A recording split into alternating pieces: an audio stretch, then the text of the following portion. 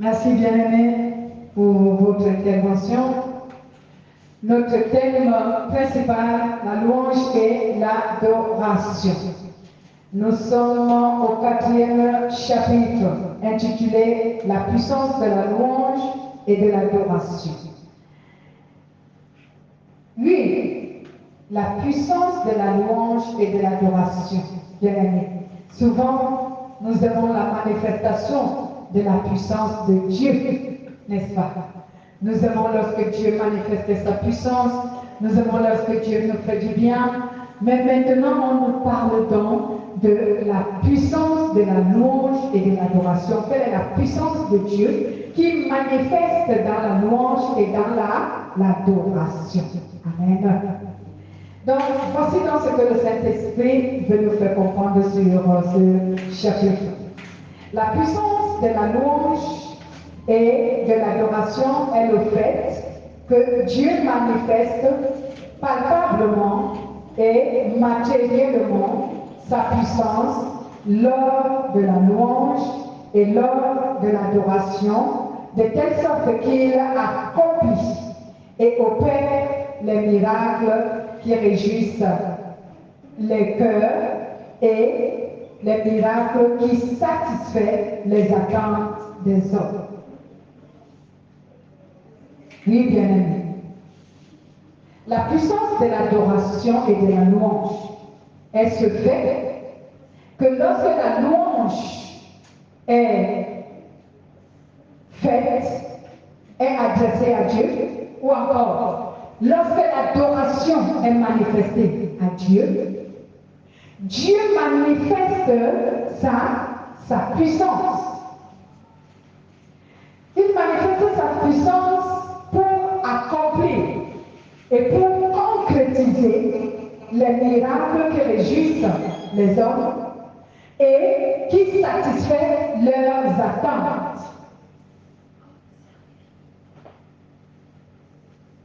Vous écrivez, vous êtes en retard, vous qui écrit, bon, tu vas aller pas à pas et prenez le résumé rapidement. La puissance de la louange et l'adoration est le fait que Dieu manifeste palpablement et matériellement sa puissance lors de la louange ou encore lors de l'adoration. Dieu manifeste sa puissance de telle sorte qu'il accomplit et opère les miracles qui réjouissent les cœurs des hommes et en plus de cela, qui satisfait leurs attentes.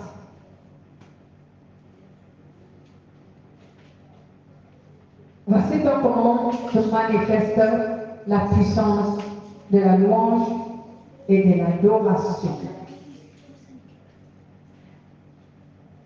La puissance écrivée ici, ne parle pas. La puissance de la louange et de l'adoration est le fait que Dieu manifeste palpablement et matériellement sa puissance lors de la louange et de l'adoration. Lors de la louange et de l'adoration, de telle sorte qu'il accomplit et opère,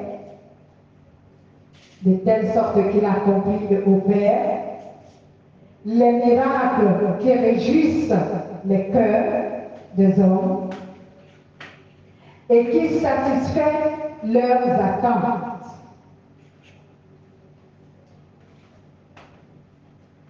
De telle sorte que Dieu manifeste sa puissance pour accomplir et opérer les miracles qui régissent les cœurs des hommes et qui satisfait ses attentes, leurs attentes simplement.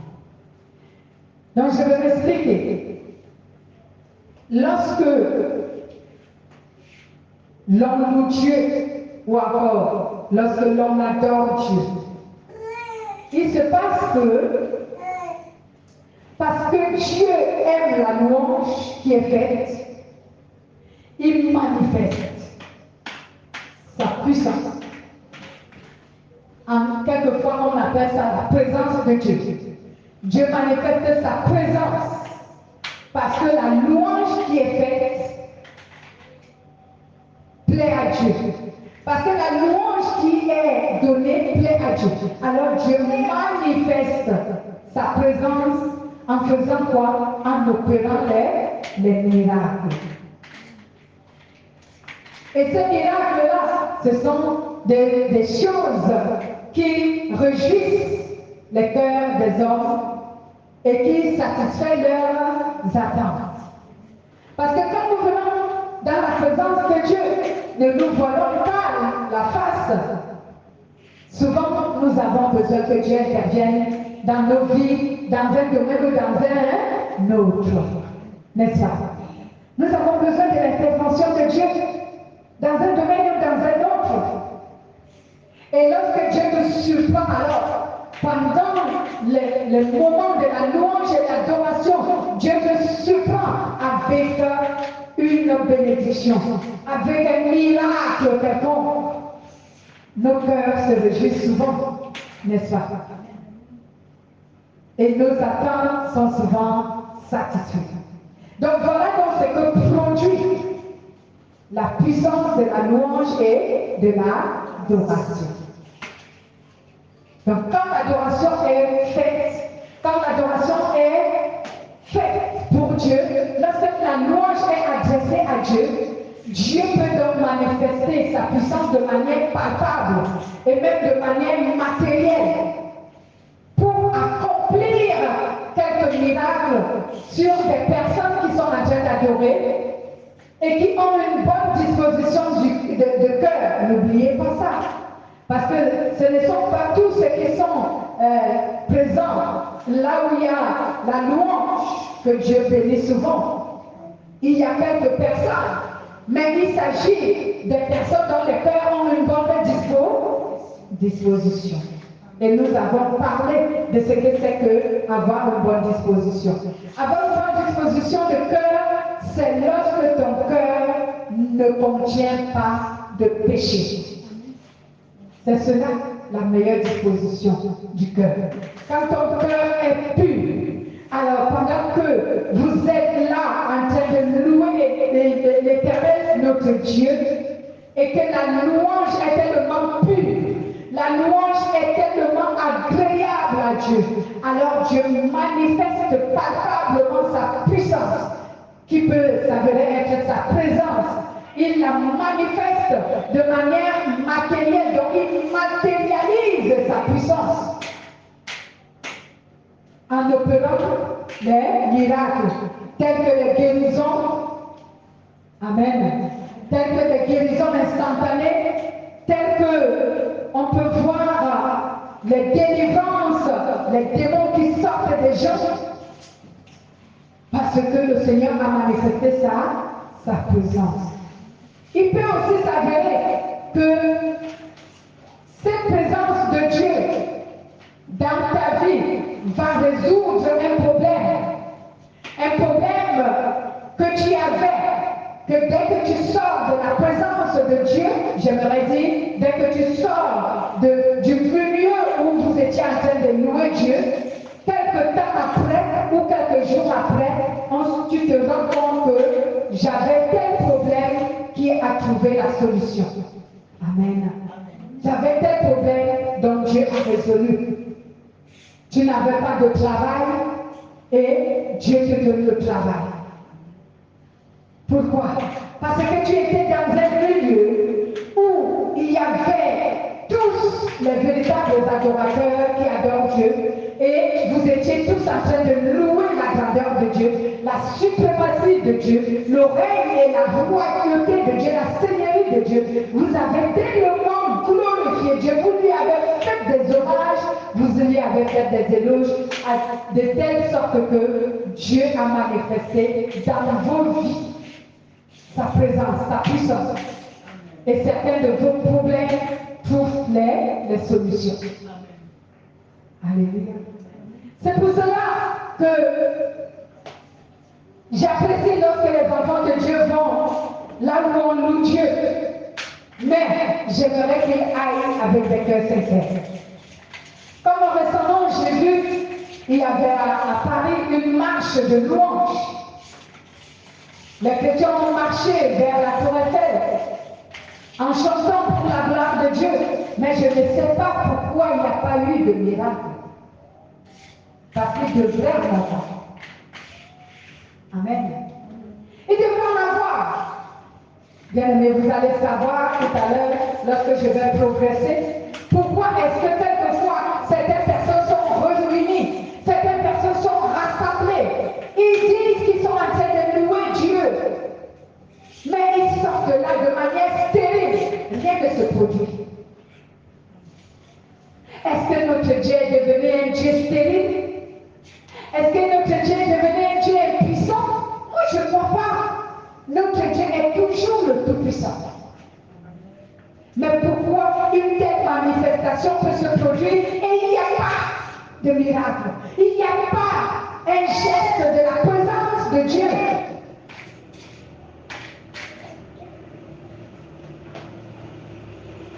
Oh, bien-aimé, c'est pour cela que les païens continuent à se moquer de nous. Parce que nous faisons passer notre Dieu comme étant un Dieu minable, comme étant un Dieu qui n'est pas puissant.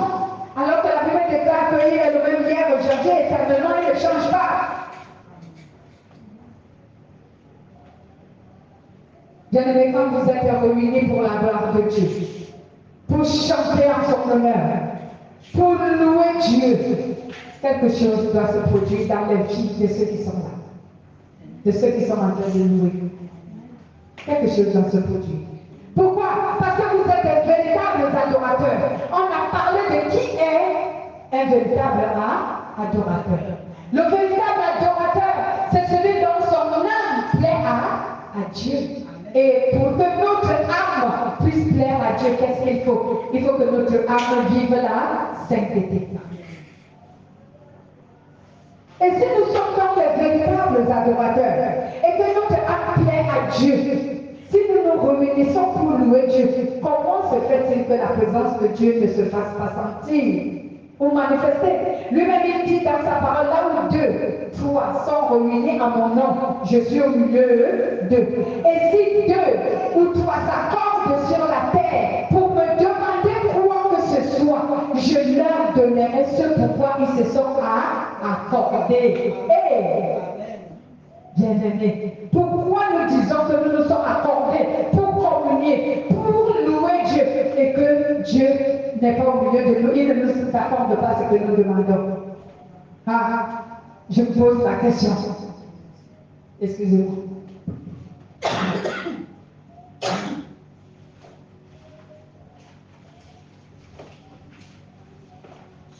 Donc, je me pose la question pourquoi? Et je demande même pardon à Dieu de nous pardonner. La puissance de la louange et l'adoration place l'être humain dans une position privilégiée devant Dieu et elle change agréablement sa condition de vie. Oui, bien aimé. La puissance de la louange et de l'adoration place l'être humain dans une position privilégiée devant Dieu. Et cette puissance de la louange et de l'adoration, elle change agréablement la condition de la vie de l'être humain.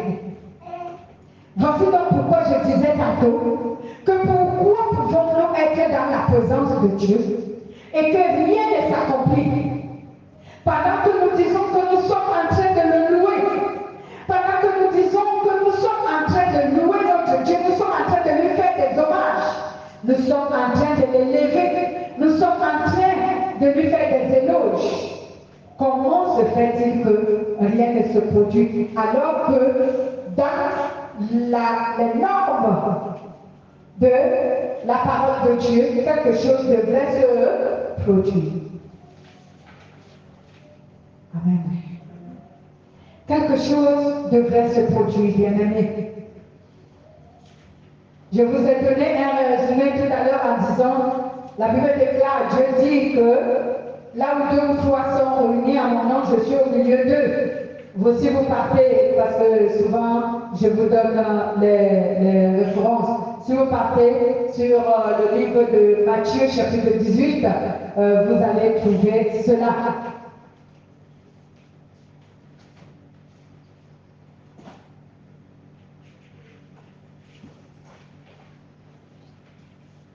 Matthieu 18, vous allez trouver cela. Il y a le verset 20 et il y a le verset 19. Dans 19 et 20, vous trouvez cela. Matthieu, chapitre 18, verset 19 et le verset 20. Donc, bien aimé,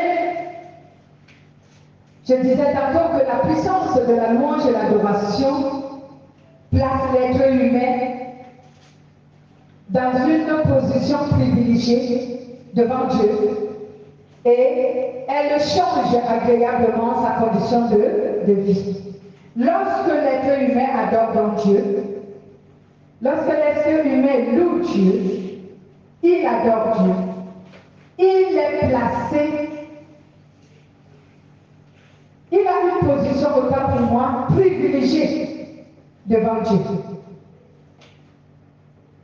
Et vous-même, vous savez ce que c'est que avoir une position privilégiée. Lorsque tu as une position privilégiée devant Dieu, cela revient à dire que, bien-aimé, tu es béni.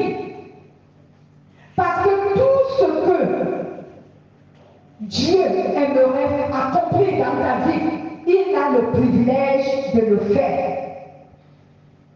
Il a la possibilité de le faire parce que ta position devant lui, ta vanité, lui donne l'opportunité, la permission, l'avantage d'agir en ta faveur. Souvent, quand on fait de part, on nous dit que nous sommes privilégiés. Cela veut dire qu'en ce lieu-là, nous pouvons obtenir tout ce que nous voulons, n'est-ce pas? Nous pouvons faire tout ce que nous voulons ou encore tout ce qu'on attend de nous. Donc, bien aimé, si tu es donc celui qui adore Dieu,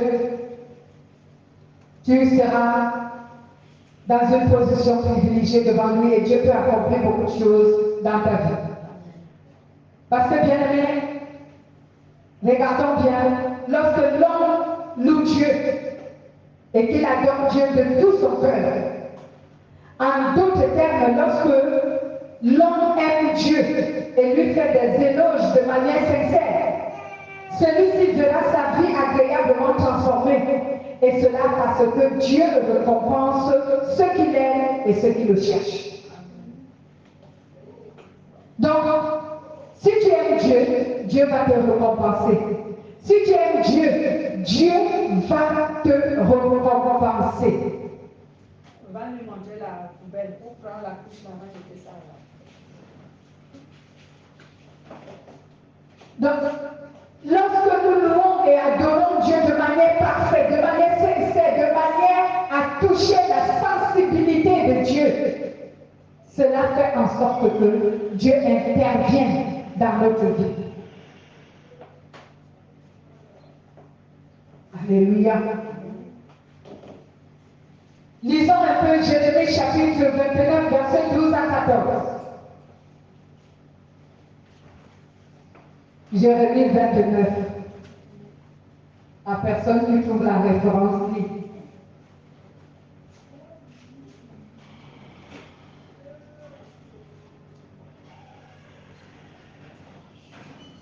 Jérémie chapitre 29, verset 12 à 14, quelqu'un a trouvé la référence?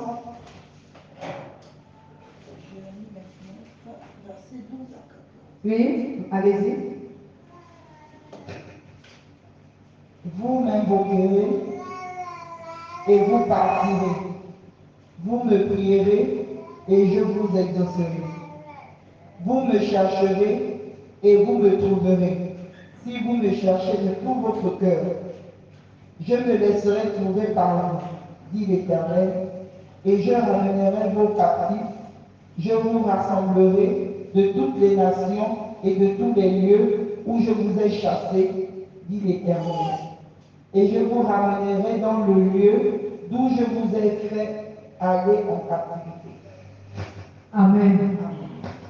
Je lis ici parole de vie qui nous dit, vous ferez appel à moi, vous viendrez me prier et je vous écouterai. Vous me chercherez et vous me trouverez. Oui, je le déclare, moi le Seigneur. Si vous me cherchez de tout votre cœur, je me laisserai trouver par vous. Je vous rendrai votre ancienne situation. Je vous rassemblerai de tous les pays et de tous les lieux où je vous ai chassé. Je vous ferai revenir ici, à l'endroit où je vous ai déporté. Voilà ce que le Seigneur déclare. Bien-aimé. Dieu dit, si on le cherche de tous notre cœur, il fera quoi? Il va se laisser trouver. Il nous rendra notre ancienne situation. Cela veut dire, il nous délivrera et il nous restaurera. Donc, lorsque tu es un véritable adorateur et que tu loues Dieu, attends-toi à ce que quelque chose va se produire. Parce que Dieu est un être généreux. Dieu ne refuse pas de nous donner des choses. Mais c'est notre condition de vie qui ne plaît pas à Dieu. Notre état d'âme, notre état de cœur qui ne plaît pas à Dieu. C'est pourquoi il ne manifeste pas, bien-aimé. Notre Dieu n'est pas un Dieu limité. Notre Dieu n'est pas un Dieu stérile. Notre Dieu n'est pas un Dieu avare. Il est généreux. Si nous faisons exactement ce qu'il veut, ce qu'il attend de nous, il va aussi, lui aussi, nous manifester sa présence et sa puissance. Et il va accomplir dans nos vies ce dont nous avons besoin. Il dit qu'il connaît le destin. Si nous lisons vers le verset 11, il dit qu'il connaît le destin qu'il a fait pour nous. Il connaît le destin qu'il a fait pour nous. Il dit ici, oui, moi, le Seigneur, je connais le projet que je forme pour vous. Je déclare, ce ne sont pas les projets de malheur, mais les projets de bonheur. Je veux vous donner un avenir plein d'espérance. Verset 11, toujours le même chapitre. Dieu n'est donc pas un Dieu bien-aimé qui ment, qui dit des paroles et qui ne les accomplit pas. Dieu n'est pas égoïste. Dieu n'est pas un Dieu avare. Dieu est généreux. Il s'est donné. Il s'est donné plus que les hommes. Mais notre condition de vie, notre position devant lui, ne lui permet pas souvent d'accomplir dans notre vie ce qu'il veut et même ce que nous attendons de lui. Mais si nous devenons les véritables adorateurs, ceux dont l'âme est agréable à Dieu, ceux qui vivent dans la sainteté, la justice, l'amour, la fidélité, la soumission, l'obéissance à Dieu, ceux qui vivent de cette manière et qui louent Dieu pour lui faire des hommages, pour lui faire des éloges, pour l'élever, pour faire connaître à Dieu, pour donner gloire à Dieu. Alors cela, Dieu manifeste sa générosité envers ces personnes. Lisons 1 Pierre, chapitre 5, verset 6. 1 Pierre, chapitre 5, verset 6. Que nous dit la parole de Dieu. 1 Pierre, si quelqu'un trouve la référence, faites la lecture pour qu'on soit rapide. 1 Pierre, chapitre 6. Toujours, je suis sur le français, la parole de vie, Bible parole de vie qui nous dit, faites-vous petits sous la main puissante de Dieu pour qu'il vous autant quand le moment sera venu. Le français courant nous dit, courbez-vous, donc soyez humblement sous la main puissante de Dieu, afin qu'il vous élève au moment qu'il a fixé. Alléluia. Humiliez-vous sous la main puissante de Dieu et il vous élèvera au temps voulu. Donc, bien aimé, ce temps voulu peut se manifester pendant que tu loues Dieu avec un cœur bien disposé, avec un cœur pur, avec un cœur qui ne contient et n'entretient aucun péché. Oh, bien-aimé. La puissance de la louange et de l'adoration est donc une faveur, un privilège pour ceux qui adorent Dieu en esprit en vérité. Mais c'est un désastre dans le monde spirituel maléfique. Bien-aimé. Parce que pendant que nous, par exemple, pendant que nous louons ici, si nos cœurs sont bien disposés, selon la volonté de Dieu, la puissance de la louange et de l'adoration est une bénédiction pour nous. Mais dans le monde spirituel maléfique, c'est un désastre. Pourquoi? Parce que pendant que Dieu manifeste sa présence ici et sa puissance au milieu de nous, dans le monde spirituel maléfique, c'est un désastre.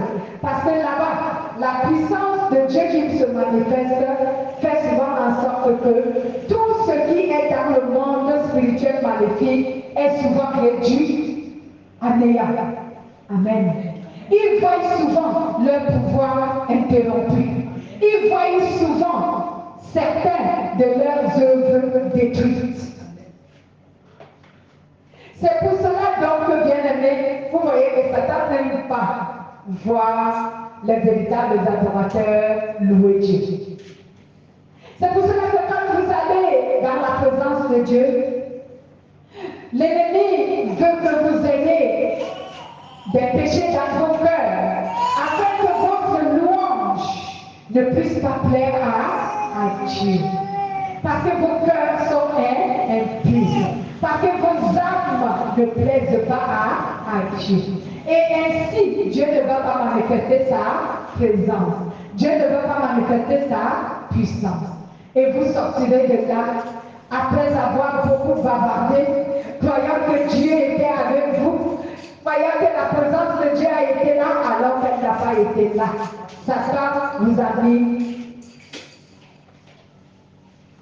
un piège dont vous êtes tombé. C'est pourquoi, bien aimé, j'ai souvent dit aux chrétiens, quand vous quittez vos maisons pour aller communier quelque part, vraiment, même avant la veille de ce jour, commencez à vous repentir.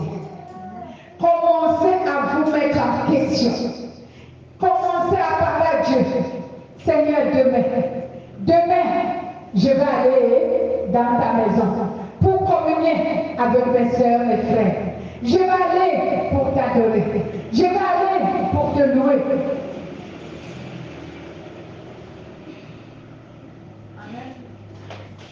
Je vais aller pour te louer. Je vais aller pour t'adorer. Seigneur, dispose de mon cœur à être agréable. S'il y a un péché dans mon cœur que je ne connais pas, Seigneur Jésus, sors-le de mon corps, pardonne-moi. Et si tu reconnais qu'il y a un péché dans ton cœur, bien-aimé, toi-même, chasse-le.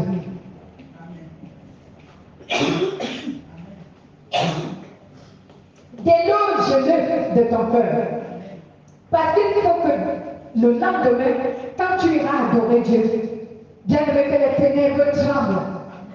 Il faudrait que l'enfer tremble. Il faudrait que les démons fuient.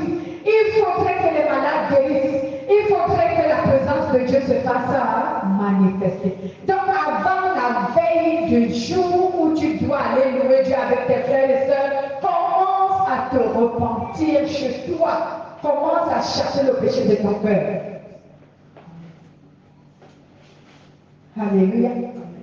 Mais pourquoi la présence de Dieu ne se manifeste pas dans certaines de groupes qui adorent, qui louent Dieu. Parce qu'on trouve dans leur cœur la comédie qui est ici le mensonge, hein? L'égoïsme, la haine, le manque de pardon, les critiques, comme que la Bible appelle les calomnies. Tout ça, on trouve ça dans le cœur de ceux qui sont là. Ils élèvent quand même leurs mains sont en l'air, mais les cœurs sont noirs comme le poivron. Alors, bien aimé, même si vous louez Dieu avec n'importe quelle sorte d'instrument, Dieu ne va pas manifester sa présence. Encore moins sa puissance. Parce que quand la présence de Dieu est quelque part, c'est à ce moment que sa puissance se manifeste. Si la présence de Dieu n'est pas quelque part, sa puissance ne se manifeste pas.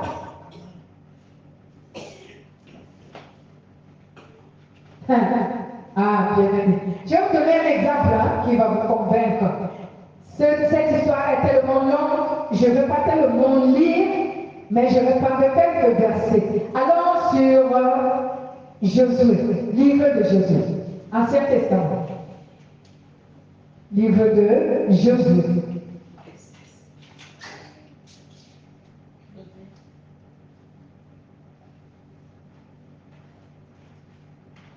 Le livre de Josué. Prenez un peu d'abord le chapitre 5. Le chapitre 5, on va d'abord lire versets 13 à 15. Chapitre 5, versets 13 à 15. Josué.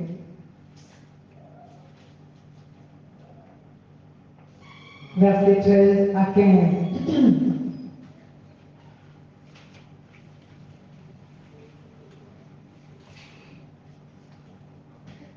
Je vais lire le livre, la Bible de la colombe. Il est écrit, comme Josué se trouvait à Jéricho, il leva les yeux et regarda. Voici qu'un homme se tenait en face de lui, son épée nue à la main. Josué marcha vers lui et lui dit, es-tu pour nous ou pour nos ennemis? Il dit, non, mais je suis le chef de l'armée de l'Éternel. J'arrive maintenant. Josué tomba le visage contre terre, se prosterna et lui dit, qu'est-ce que mon Seigneur dit à son serviteur? Le chef de l'armée de l'Éternel dit à Josué, ôte tes sandales et de tes pieds, car le lieu sur lequel tu te tiens est saint. Josué fit ainsi. Amen. Lisons maintenant Josué 6, chapitre 6. Chapitre 6, c'est tellement long, mais on va lire à partir du verset 1 jusqu'au verset 20. Si je me fatigue, quelqu'un va me réveiller. Toujours que je suis sur la colonne. Jéricho était barré et barricadé à cause des Israélites. Personne ne sortait et personne n'entrait. L'Éternel dit à Josué, vois, je te livre entre tes mains Jéricho et son roi, les vaillants guerriers. Vous ferez le jour de la ville, vous ferez le tour de la ville, tous les hommes de guerre, vous tournerez autour de la ville une fois. Vous tournerez le tour de la ville une fois. Tu feras ainsi pendant 6 jours. 7 sacrificateurs porteront 7 cornes de bélier devant l'arche. Le 7e jour, vous ferez 7 tours, 7 fois le tour. de la ville et les sacrificateurs sonneront le corps. Maintenant, allons au verset 20. Ah, c'est trop long. La Bible nous dit qu'au verset 20, le peuple poussa des clameurs et l'homme sonna des corps. Lorsque le peuple entendit le son du corps, il poussa des grandes clameurs et le rempart s'écroula sur lui-même et le peuple monta sur la ville, chacun devant soi. Il s'emparait de la ville.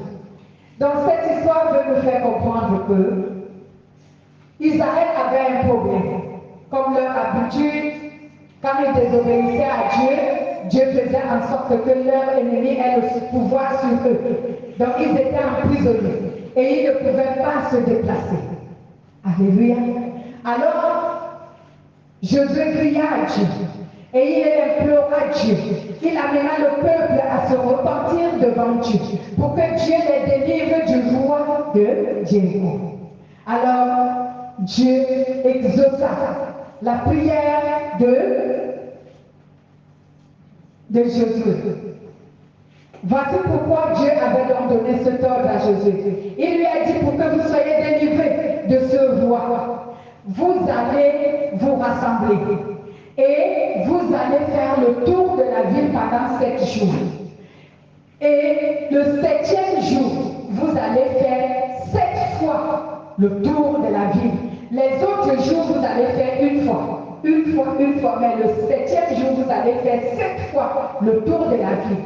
Et au dernier tour, qui arrive à 7, vous allez donner des clameurs, donc les cris de joie, de louange pour Dieu.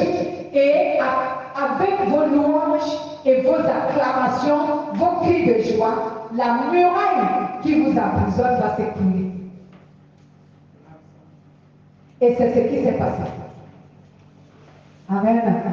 La muraille s'est écroulée au cri. Les clameurs ici sont des cris de joie, des acclamations. Parce que quand nous louons Dieu, c'est pour cela que je dis souvent qu'on doit acclamer Dieu. Et il arrive souvent ici que quand on dit aux gens acclamer Dieu, certains restent les bras croisés, ils n'acclament pas. Vous ne savez pas que même pour louer Dieu, vous pouvez tout simplement ne même pas dire une seule parole, mais rien qu'en acclamant, vous êtes en train de louer Dieu, parce que pendant que vous acclamez, votre cœur parle à Dieu. Vous manquez souvent les grâces de Dieu parce que vous ne savez pas comment amener Dieu à agir. Bien-aimé, tu peux ne pas parler, mais ton cœur parle. Mais tu acclames Dieu de tout ton cœur. Tu acclames Dieu. Acclamer quelqu'un veut dire quoi? C'est que tu l'honores. Acclamer quelqu'un, c'est que tu l'élèves. Acclamer quelqu'un, c'est que tu le glorifies. Mais quand on vous dit ici acclamer Dieu, vous avez les mains comme si on vous les avait attachées. Personne n'acclame. Acclamer Dieu est très important. La Bible déclare dans le livre des Psaumes que nous devons chanter des cantiques à Dieu au rythme des acclamations et des cris de joie. Amen. Rien qu'en acclamant Dieu et en levant les cris de joie, les cris de joie sont les cris de triomphe. Quand tu cries, les cris de joie sont des cris de triomphe. Ce sont des cris de victoire. Bien-aimés, cela met en mouvement la puissance de Dieu. Pendant la louange, c'est ce qui doit être.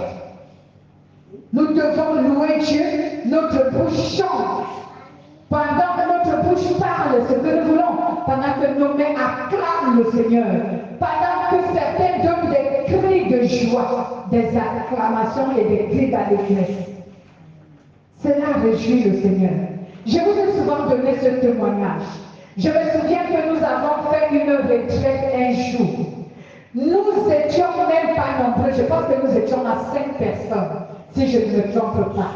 Pendant que nous étions en train de louer Dieu, on acclamait, chacun de nous acclamait Dieu de toutes ses forces. Bien-aimé, la présence de Dieu s'est manifestée. Et même les gens qui étaient à l'extérieur, l'ont ressenti, ils ont pris la fuite. Puisque Dieu, je ne sais pas pourquoi Dieu fait toujours que là où on part avec notre édifice de prière, il y a souvent des bars non loin. Donc les gens étaient dans les bars, pendant que nous on acclamait, on louait, on faisait des cris dans l'église, des cris de joie. Le Seigneur a manifesté sa puissance à travers un tonnerre. Et ceux qui étaient au dehors, ils ont pris la fuite. Celle qui est là-bas, elle peut vous témoigner, elle était là pendant cette retraite. Alléluia. Nous-mêmes, on a senti que parce que, bien aimé, pendant que nous étions en train de louer, chacun marchait de son côté, dans son coin. C'est que, comme on a l'habitude de prier, on acclame, on loue, on marche, on n'est pas sur place et tout, puisqu'il n'y avait pas les chaises installées, la salle était vide. On marchait et finalement, c'était comme si on s'était parlé, on ne s'était pas parlé. On s'est retrouvé qu'on a fait un cercle. Personne ne marchait plus. On s'est retrouvés en cercle et on chantait, on priait, on acclamait, les cris de joie, les mains. Le tonnerre qu'avant moi je ne peux pas imiter, c'était fort. Les gens qui étaient à l'extérieur ont commencé à fuir. Amen. Dieu a manifesté sa puissance et quand nous, on a entendu ça, on a beaucoup acclamé, on a acclamé puissamment ce jour-là le Seigneur. Donc quand on vous dit ici acclamez, mettez vos effets de côté, acclamez le Seigneur et acclamez-les correctement et vous allez voir que vos acclamations seront même plus agréées que les paroles qui sortent de vos bouches. Amen. Voici donc le peuple d'Israël qui a eu la victoire, rien que par les cris de triomphe, rien que par les acclamations. Ils n'étaient pas en train de chanter. On sonnait seulement le corps. Donc, les choses comme les sifflets, donc, parce que c'était les cornets de bélier qu'on sonnait. Donc les sacrificateurs sonnaient les cornets de bélier. Et vous savez que ça sonne fort. Et le peuple acclamait. Et il chantait, donnait les cris de triomphe. Et la muraille s'est écroulée. Dieu a opéré son miracle. C'est ça la puissance de la louange et de l'adoration. Dieu ne manque pas d'intervenir. Il ne manque pas de manifester sa présence lors de la louange et de l'adoration qui est faite selon sa volonté. Il ne manque pas d'intervenir. On a vu l'exemple de l'apôtre Paul et de Silas lorsqu'ils étaient en prison. Il y a bien d'autres exemples. Les apôtres qui étaient à la chambre haute, comment le Saint-Esprit est venu. Vous voyez que le Saint-Esprit, il dormait et le Saint-Esprit est arrivé? Non. Il louait Dieu. Il louait Dieu que le Saint-Esprit est arrivé. Si vous voyez que Jésus avait choisi que bon, la Pentecôte aura lieu tel jour, jamais. Non. Ce sont les apôtres qui ont provoqué la Pentecôte. Parce que leur prière, leur louange, leurs chants, leurs acclamations, leurs cris de triomphe, leurs prières ont fait en sorte qu'il y ait la Pentecôte, que le Saint-Esprit arrive.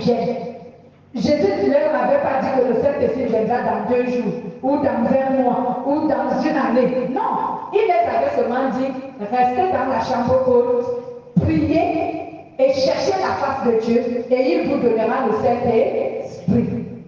Si les apôtres étaient restés comme vous et moi, acclamez, vous n'acclamez pas. Faites des cris de joie, de triomphe, vous ne faites pas. Louez, vous ne louez pas. Le Saint-Esprit n'allait pas venir. Même si Dieu l'a promis. Mais les apôtres ont provoqué l'arrivée du Saint-Esprit par leur prière, par leur louange. Ils ont provoqué l'arrivée du Saint-Esprit. Amen. Donc c'est important de louer. Quand vous louez et vous adorez Dieu en vérité, bien aimé, Dieu manifeste sa présence et sa puissance. Si donc vous voyez les gens qui disent qu'ils sont en train de louer Dieu et que la puissance de Dieu, la présence de Dieu ne se manifeste pas, sachez que leurs cœurs sont impurs. C'est pour cela que la puissance de Dieu et sa présence ne se manifestent pas. Mais lorsque les cœurs sont purs, la présence et la puissance de Dieu se manifestent lors de la louange et l'adoration. Voici donc ce que tu dois retenir. La puissance de la louange et de l'adoration nous place dans une position privilégiée devant Dieu et elle change favorablement et agréablement notre condition de vie. Amen. Donc la puissance de la louange et de l'adoration place le croyant que nous sommes, les chrétiens que nous sommes, dans une position privilégiée devant Dieu. Et cette puissance change favorablement et agréablement notre condition de vie. Voici donc pourquoi j'invite tous les chrétiens à louer et à adorer Dieu. Parce qu'ils ont une position privilégiée devant Dieu en étant des véritables adorateurs qui louent Dieu. Amen. Que Dieu soit loué. Nous pouvons nous réclamer, comme je l'ai dit tout à l'heure, pour la parole de Dieu. Acclamons très fort et que Dieu soit loué. Merci Seigneur Jésus-Christ.